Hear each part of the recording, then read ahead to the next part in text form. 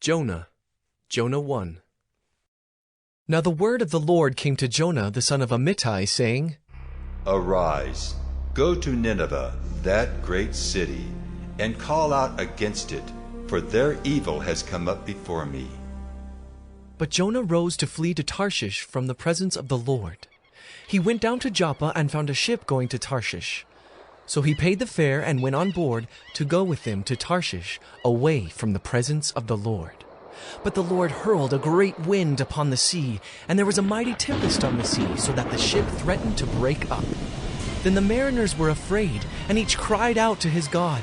And they hurled the cargo that was in the ship into the sea to lighten it for them. But Jonah had gone down into the inner part of the ship and had lain down and was fast asleep. So the captain came and said to him, What do you mean, you sleeper? Arise, call out to your God. Perhaps the God will give a thought to us that we may not perish. And they said to one another, Come, let us cast lots, that we may know on whose account this evil has come upon us. So they cast lots, and the lot fell on Jonah. Then they said to him, Tell us on whose account this evil has come upon us.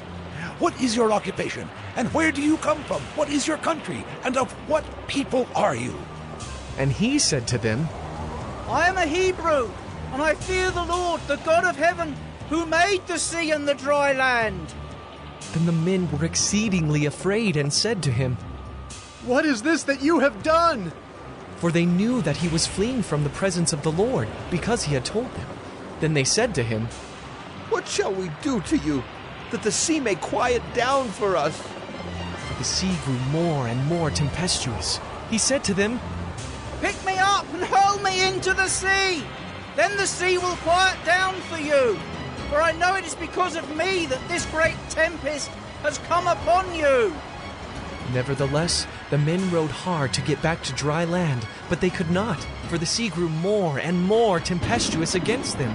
Therefore they called out to the Lord, O Lord, let us not perish for this man's life, and lay not on us innocent blood, for you, O Lord, have done as it pleased you.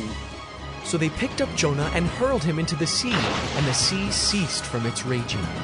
Then the men feared the Lord exceedingly, and they offered a sacrifice to the Lord and made vows.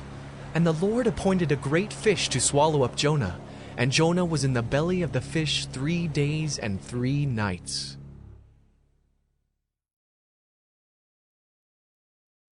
Jonah 2. Then Jonah prayed to the Lord his God from the belly of the fish, saying, I called out to the Lord out of my distress, and he answered me. Out of the belly of Sheol I cried, and you heard my voice. For you cast me into the deep, into the heart of the seas, and the flood surrounded me. All your waves and your billows passed over me. Then I said, I am driven away from your sight, yet I shall again look upon your holy temple. The waters closed in over me to take my life. The deep surrounded me. Weeds were wrapped about my head at the roots of the mountains. I went down to the land, whose bars closed upon me forever. Yet you brought up my life from the pit, O Lord my God.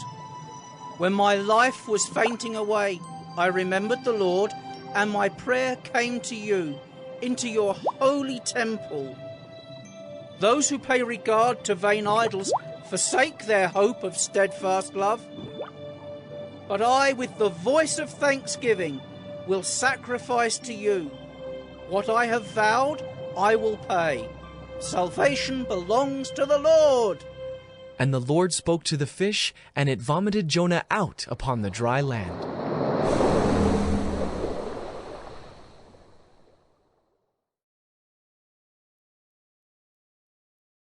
Jonah 3. Then the word of the Lord came to Jonah the second time, saying, Arise, go to Nineveh, that great city, and call out against it the message that I tell you.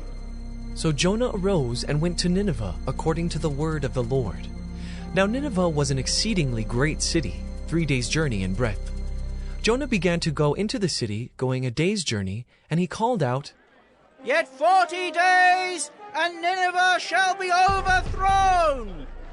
And the people of Nineveh believed God. They called for a fast and put on sackcloth, from the greatest of them to the least of them. The word reached the king of Nineveh, and he rose from his throne, removed his robe, covered himself with sackcloth, and sat in ashes. And he issued a proclamation and published through Nineveh. By the decree of the king and his nobles, let neither man nor beast, herd nor flock, taste anything. Let them not feed or drink water, but let man and beast be covered with sackcloth, and let them call out mightily to God. Let everyone turn from his evil way and from the violence that is in his hands. Who knows? God may turn and relent and turn from his fierce anger, so that we may not perish. When God saw what they did, how they turned from their evil way, God relented of the disaster that he said he would do to them, and he did not do it.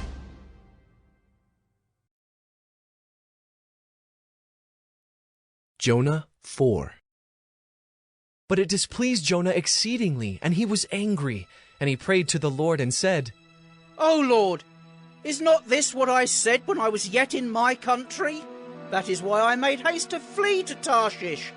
For I knew that you are a gracious God and merciful, slow to anger and abounding in steadfast love, and relenting from disaster. Therefore now, O Lord, please take my life from me, for it is better for me to die than to live.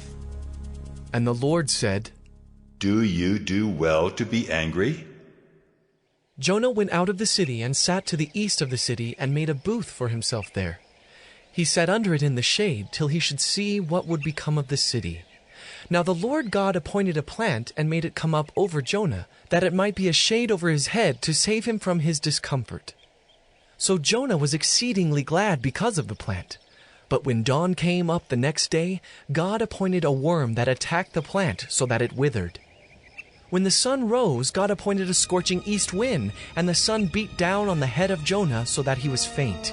And he asked that he might die, and said, It is better for me to die than to live. But God said to Jonah, Do you do well to be angry for the plant? And he said, Yes, I do well to be angry, angry enough to die. And the Lord said, You pity the plant for which you did not labor, nor did you make it grow, which came into being in a night and perished in a night. And should not I pity Nineveh, that great city in which there are more than 120,000 persons who do not know their right hand from their left, and also much cattle?